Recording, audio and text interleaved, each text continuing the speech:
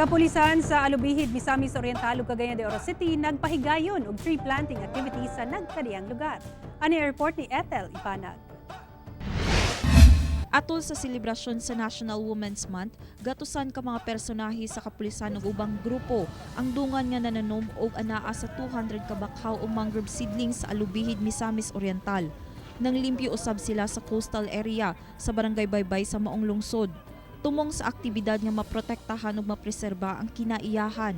Ang bakawan o mangrove tree magsilbing proteksyon labi na sa mga nanimuyo, daplin sa baybay pinaagi sa pagpugong sa storm surge kung adunay bagyo nga mohapak ug uban pa.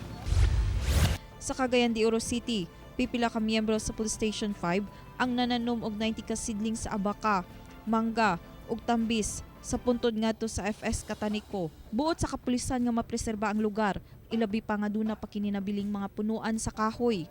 Kini kabahin gihapon sa tumong sa kapulisan nga makatabang sa pagpreserba sa kinaiyahan. Kauban si James Yap sa kamera.